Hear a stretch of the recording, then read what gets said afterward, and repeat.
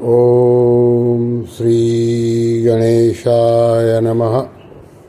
सभी गीता प्रेमी साधकों का हार्दिक स्वागत। सभी को जय श्री कृष्ण। अध्याय 7 श्लोक क्रमांक 16। ओम श्री परमात्मने नमः। भगवान उवाच चतुर्विद्या भजन्ते मां जना सुकृतिनोऽर्जुन आर्तो जिज्ञासुरार्थार्थी ज्ञानी च भरतवर्षभ। अर्थात भगवान बोले, हे भरतवंशियों में श्रेष्ठ अर्जुन, पवित्र कर्म करने वाले अर्थार्थी, आर्त, जिज्ञासु और ज्ञानी अर्थात प्रेमी, ये 4 प्रकार के मनुष्य मेरा भजन करते हैं अर्थात मेरे शरण होते हैं। इसकी व्याख्या स्वामी राम सुखदास जी ने अपने ग्रंथ साधक संजीवनी में इस प्रकार समझाई है। चतुर्विद्या भजन्ते माम जनाः सुकृतिनोऽर्जुन। सुकृति पवित्रात्मा मनुष्य अर्थात भगवत संबंधी काम करने वाले मनुष्य 4 प्रकार के होते हैं। ये चारों मनुष्य मेरा भजन करते हैं अर्थात स्वयं मेरे शरण आते हैं। पूर्व श्लोक में दुष्कृति न पद से भगवान में न लगने वाले मनुष्यों की बात आई थी। अब यहाँ सुकृति न पद से भगवान में लगने वाले मनुष्यों की बात कहते हैं। ये सुकृति मनुष्य शास्त्रीय सकाम पुण्य कर्म करने वाले नहीं है, प्रत्युत भगवान से अपना संबंध जोड़कर भगवत संबंधी कर्म करने वाले हैं। सुकृति मनुष्य 2 प्रकार के होते हैं। एक तो यज्ञ दान तप आदि और वर्ण आश्रम के शास्त्रीय कर्म भगवान के लिए करते हैं अथवा उनको भगवान के अर्पण करते हैं, और दूसरे भगवान नाम का जप तथा कीर्तन करना, भगवान की लीला सुनना तथा कहना आदि केवल भगवत संबंधी कर्म करते हैं। जिनकी भगवान में रुचि हो गई है वे ही भाग्यशाली हैं, वे ही श्रेष्ठ हैं और वे ही मनुष्य कहलाने योग्य है। वह रुचि चाहे किसी पुण्य जो कि पूर्व पुण्य से हो गई हो, चाहे आफत के समय दूसरे का सहारा छूट जाने से हो गई हो, चाहे किसी विश्वसनीय मनुष्य के द्वारा समय पर धोखा देने से हो गई हो, चाहे सत्संग स्वाध्याय अथवा विचार आदि से हो गई हो, किसी भी कारण से भगवान में रुचि होने से वे सभी सुकृति मनुष्य हैं। जब भगवान की तरफ रुचि हो जाए वही पवित्र दिन है, वही निर्मल समय है और वही संपत्ति है। जब भगवान की तरफ रुचि नहीं होती वही काला दिन है, वही विपत्ति है। जैसे मानस 5:13-32 में कहा, कह हनुमंत विपत्ति प्रभु सोई जब तब सुमिरन भजन न होई। भगवान ने कृपा करके भगवत प्राप्ति रूप जिस उद्देश्य को लेकर जिन्हें मानव शरीर दिया है वे जनाहा यानी कि जन कहलाते हैं। भगवान का संकल्प मनुष्य मात्र के उद्धार के लिए बना है अर्थात मनुष्य मात्र भगवान की प्राप्ति का अधिकारी है। तात्पर्य है कि उस संकल्प में भगवान ने मनुष्य को अपने उद्धार की स्वतंत्रता दी है, जो कि अन्य प्राणियों को नहीं मिलती, क्योंकि वे भोग योनियां हैं और यह मानव शरीर कर्म योनि है। वास्तव में केवल भगवत प्राप्ति के लिए ही होने के कारण मानव शरीर को साधन योनि ही मानना चाहिए। इसलिए इस स्वतंत्रता का सदुपयोग करके मनुष्य शास्त्र निषिद्ध कर्मों को छोड़कर अगर भगवत प्राप्ति के लिए ही लग जाए तो उसको भगवत कृपा से अनायास ही भगवत प्राप्ति हो सकती है। परंतु जो मिली हुई स्वतंत्रता का दुरुपयोग करके विपरीत मार्ग पर चलते हैं, वे नरकों और 84 लाख योनियों में जाते हैं। इस तरह सबके उद्धार के भाव को लेकर भगवान ने कृपा करके जो मानव शरीर दिया है, उस शरीर को पाकर भगवान का भजन करने वाले सुकृति मनुष्य ही जनाहा अर्थात मनुष्य कहलाने योग्य है। फिर है आर्तो जिज्ञासुरर्थार्थी यानी च भरतवर्षभ। अर्थार्थी, आर्त, जिज्ञासु और ज्ञानी अर्थात प्रेमी, ये 4 प्रकार के भक्त भगवान का भजन करता है अर्थात भगवान के शरण होते हैं। पहला अर्थार्थी भक्त, जिनको अपनी न्याययुक्त सुख सुविधा की इच्छा हो जाती है अर्थात धन संपत्ति वैभव आदि की इच्छा हो जाती है, परंतु उसको वे केवल भगवान से ही चाहते हैं, दूसरे से नहीं। ऐसे भक्त अर्थार्थी भक्त कहलाते हैं। 4 प्रकार के भक्तों में अर्थार्थी प्रारंभिक भक्त होता है। पूर्व संस्कारों से उसकी धन की इच्छा रहती है और वह धन के लिए चेष्टा भी करता है, पर यह समझता है कि भगवान के समान धन की इच्छा पूरी करने वाला दूसरा कोई नहीं है। ऐसा समझकर वह धन प्राप्ति के लिए तत्परता पूर्वक भगवान नाम का जप कीर्तन, भगवत स्वरूप का ध्यान आदि करता है। धन प्राप्त करने के लिए उसका भगवान पर ही विश्वास निष्ठा होती है। जिसको धन की इच्छा तो है, पर उसकी प्राप्ति के लिए वह सांसारिक उपायों का सहारा लेता है और कभी धन के लिए भगवान को भी याद कर लेता है, वह केवल अर्थार्थी अर्थात अर्थ का भक्त है, भगवान का भक्त नहीं है। कारण कि उसमें धन की इच्छा ही मुख्य है, परंतु जिसमें भगवान के संबंध की मुख्यता है वह क्रमशः भगवान की तरफ ही बढ़ता चला जाता है। भगवान में लगे रहने से उसकी धन की इच्छा बहुत कम हो जाती है और समय पाकर मिट भी जाती है। यही भगवान का अर्थार्थी भक्त है। इसमें मुख्यतया ध्रुव जी का नाम लिया जाता है। एक दिन बालक ध्रुव के मन में राजा की गोद में बैठने की इच्छा हुई, पर छोटी माँ ने बैठने नहीं दिया।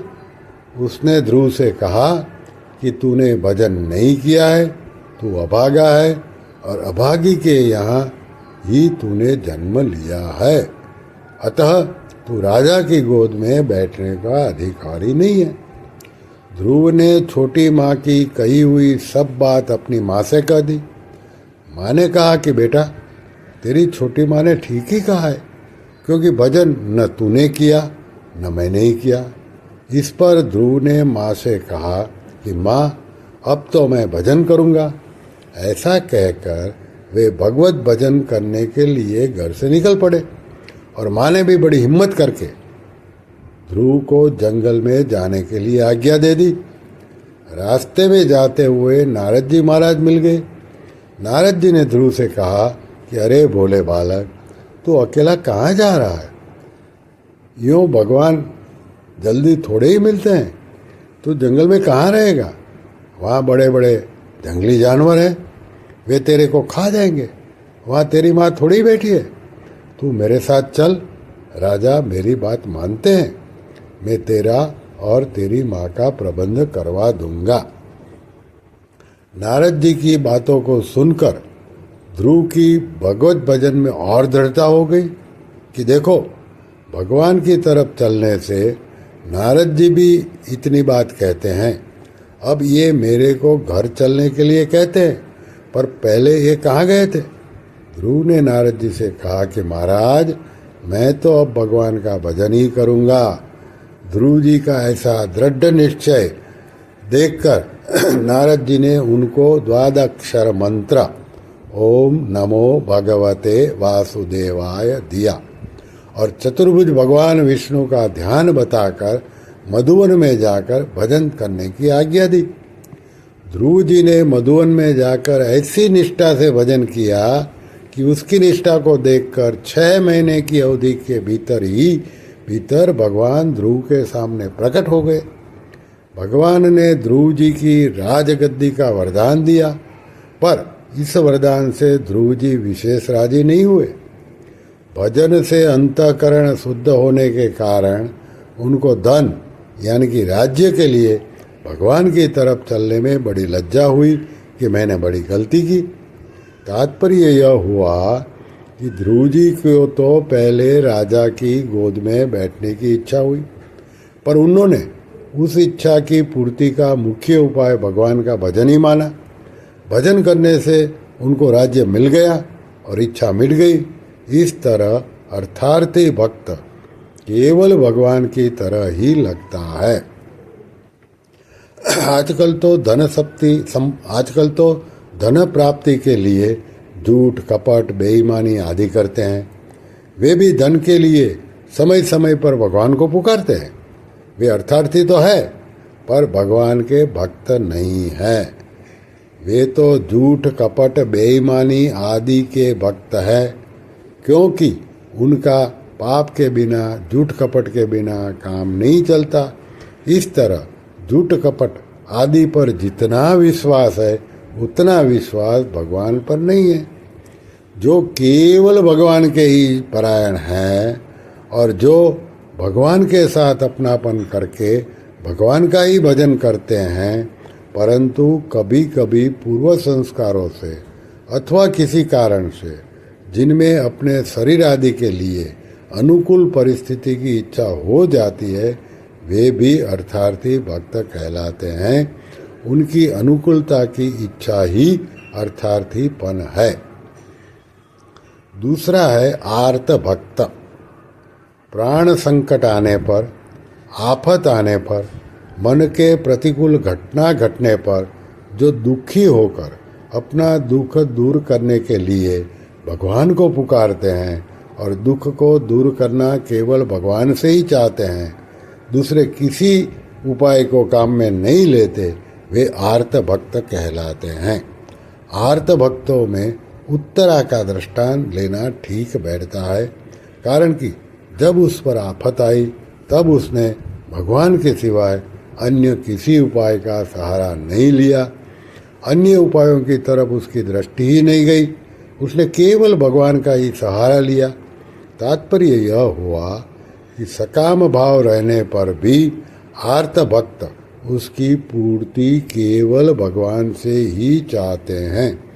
जो भगवान के साथ अपनापन करके भगवान के परायण है और अनुकूलता की वैसी इच्छा नहीं करते, पर प्रतिकूल परिस्थिति आने पर इच्छा हो जाती है कि भगवान ने ऐसा क्यों किया, यह प्रतिकूलता मिट जाए तो बहुत अच्छा है।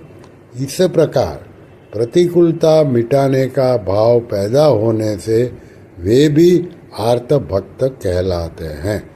तीसरा है जिज्ञासु भक्त। जिसने अपने स्वरूप को भगवत तत्व की को जानने की जोरदार इच्छा जागृत हो जाती है कि वास्तव में मेरा स्वरूप क्या है, भगवत तत्व क्या है। इस प्रकार तत्व को जानने के लिए शास्त्र, गुरु अथवा पुरुषार्थ, श्रवण, मनन, निधिध्यासन आदि उपायों का भी आश्रय न रखते हुए केवल भगवान के आश्रित होकर उस तत्व को केवल भगवान से ही जो जानना चाहते हैं वे जिज्ञासु भक्त कहलाते हैं।